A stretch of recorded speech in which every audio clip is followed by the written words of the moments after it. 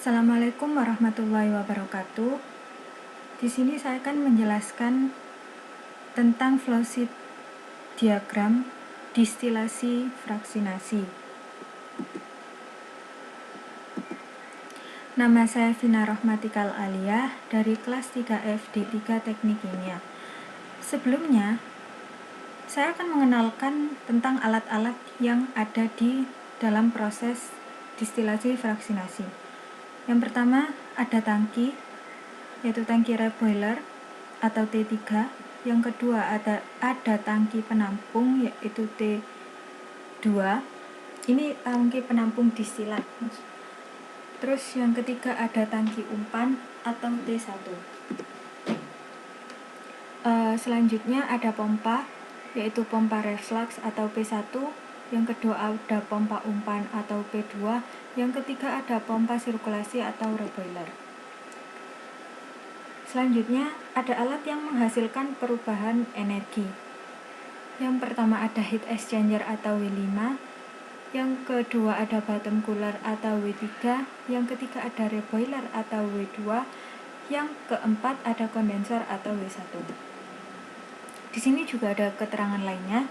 Ada FI atau flow indicator, ada TR atau temperature recorder, ada TI atau temperatur indikator, ada PIC atau pressure indicator controller, ada A aktuator. Nah, selanjutnya kita masuk tentang prosesnya. Yang pertama ada tahap persiapan. Di sini pertama kita memasukkan dulu umpan campuran etanol air sebanyak 300 liter ke dalam TI. Ini ya TI-nya. Sebentar. Ini TI-nya. Jika sudah, kita cek aliran yang ada di ketinggian T3. Bila belum penuh, nanti kita isi. Nah, buat cara mengisinya adalah dengan tombol T2, tekan tombol ya, dengan tekan tombol T2 di panel, kemudian isi hingga terpenuhi levelnya. Jika sudah, kita nyalakan P3 untuk mensirkulasi cairan dari T3 menuju reboiler. Nah, selanjutnya kita alirkan cooling water ke kondenser atau W1.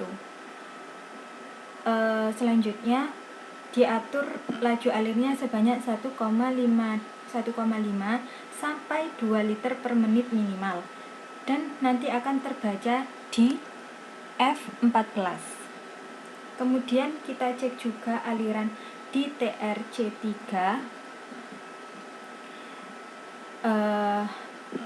atau pompa air pendingin ya namanya, apakah tersumbat atau tidak. Selanjutnya kita masuk ke tahap startup. Di sini yang pertama kita alirkan umpan dari T1 ke W5 atau dengan cara membuka pompa P2 dan diatur sebanyak 75 sampai 80 liter per jam. Nah, nanti akan terbaca di P17.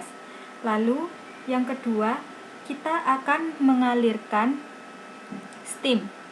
Kita akan mengalirkan steam ke ke reboiler. Kita akan mengalirkan steam ke reboiler. Nah, buat caranya pertama kita buka V4. Kemudian kita atur laju alirnya 100 liter per jam melalui panel dan akan terbaca di FI24 di sini. Selanjutnya kita alirkan steam ke W5.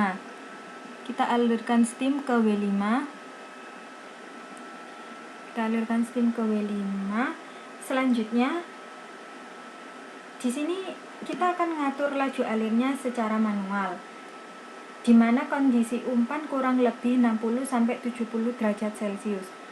Nanti akan terbaca di TR13. Kemudian kita akan jaga operasi konstan sampai volume distilat di T2 terisi 60% dari isi tangki.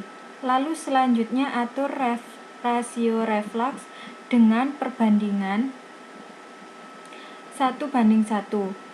Nah, yang pertama kita buka valve 2-nya. Kita buka, ini mouse-nya sering hilang ya.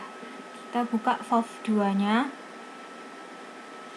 Setelah kita buka valve 2-nya, kemudian kita nyalakan pompa P2 atau pompa refluxnya. Sebentar, ini P2-nya atau pompa refluxnya.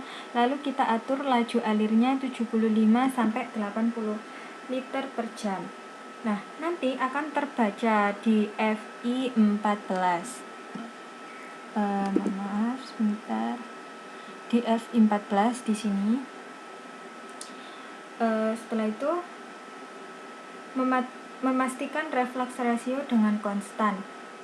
Pertama, kita atur dulu laju alir dari distilat ini konstan sekitar 50 liter per jam.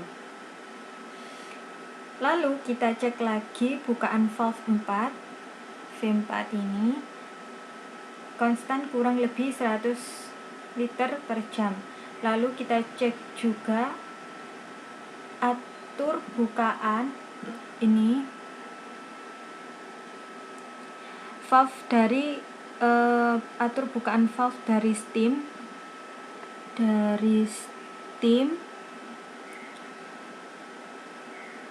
yang steam ke preheater secara manual dengan suhu umpan kurang lebih 60 sampai 70 derajat Celcius. Nanti akan terbaca di TR13. Setelah itu kita tunggu sampai kondisi sketchy sekitar 10 sampai 15 menit, lalu dipastikan juga runningnya itu berjalan dengan normal, tidak terjadi flooding. Nah, waktu operasinya itu kita ukur menggunakan stopwatch, yaitu T-nya sama dengan 0. Lalu selama operasi kita jaga minimal volumenya di T1 atau something di T3. Lalu setelah tercapai volume tertentu di T2 atau tangki distilat, kita atur reflux rasionya. Nah, cara mengaturnya itu menggunakan valve 6 atau aliran distilat dan valve 7 atau aliran umpan. Setelah itu masuk ke tahap pengoperasian, yaitu setelah step D dilakukan pengambilan sampel setiap 10 menit, lalu menghitung koefisien panas dan koefisien perpindahan panas overall di kondenser atau W1 sama di W2 atau reboiler dan di W3 atau bottom cooler. Lalu ini dilakukan hingga mencapai konsentrasi distilat itu lebih besar 75 sampai 80%. Selanjutnya kita masuk ke tahap terakhir, yaitu shutdown.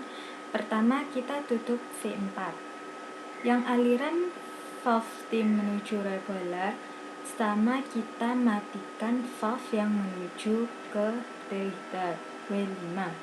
Lalu matikan pompa P2 atau pompa distilat, lalu matikan juga pompa P1. Kemudian kita tunggu sistem peralatan di T3 atau something ini sampai dingin sekitar suhu 35 sampai 40 derajat Celcius.